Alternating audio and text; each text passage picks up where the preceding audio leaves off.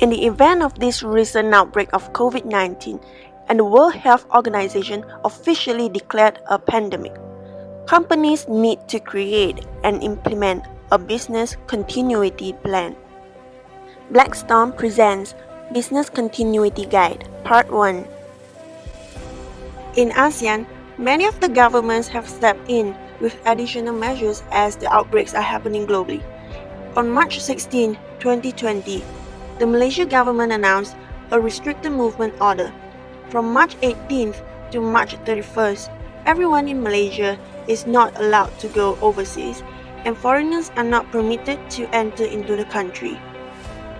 Public gatherings and movements in the whole country will be prohibited.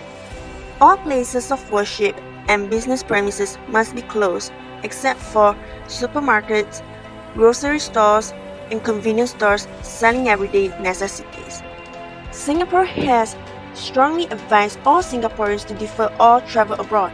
From March 20, all travelers will be issued a 14-day stay-home notice. It has forced many firms to review their business continuity planning.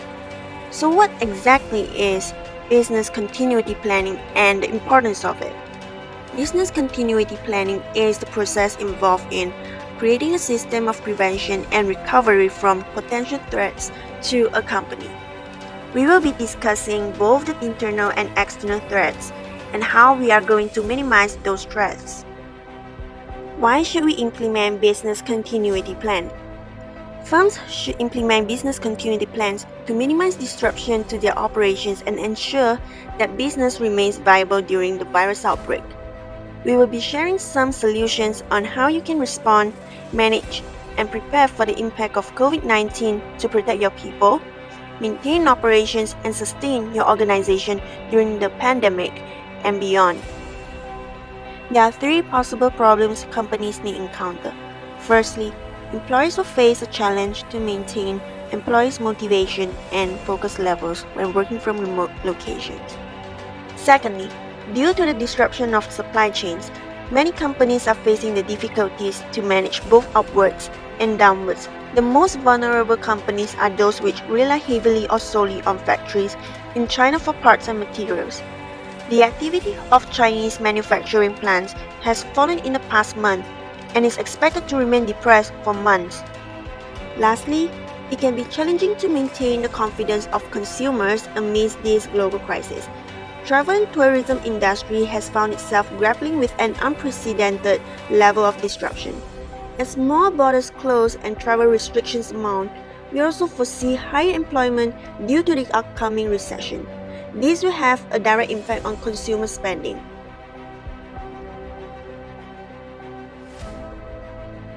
So what should firms do now to overcome these possible obstacles? Firstly, firms should identify critical business functions and develop plans to support them. There is an urgent need to communicate with relevant stakeholders such as suppliers, service providers, and customers, and begin a dialogue with them on potential contingency measures. It is critical to understand the business continuity plan of suppliers and service providers. Identify essential customers and ensure that plans are put in place to meet customers' needs. Plan when and how to activate alternative supplies and delivery means to customers.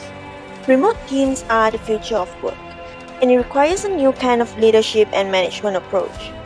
Remote teams face unique communication challenges, such as coordinating across time zones and overcoming language and cultural barriers.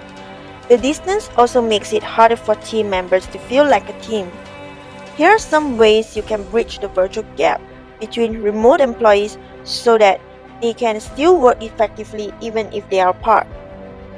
Ensure that employees have a clear understanding of their roles and responsibilities. For example, employees should be informed of the business continuity planning measures that will impact them and be kept updated on the policies and progress on the measures to be implemented by the company. Consider setting up a communication channel for employees to report their status and to make inquiries. Secondly, communication is key in managing crises. Download tools such as Slack, Zoom, Buffer, Dropbox Paper, and Trello to enable effective collaboration and communication. Thirdly, firms should allow flexible work arrangements and set up alternate teams of employees who can be deployed at different work schedules. For example, Team A telecommutes while Team B works from the office, and vice versa. The teams should be physically segregated to avoid the risk of infection between teams. Cross-training employees and establishing covering arrangements will also help minimize disruptions to operations of a firm. Now that we have come to the end of Part 1 Business Continuity Guide, stay tuned for more to come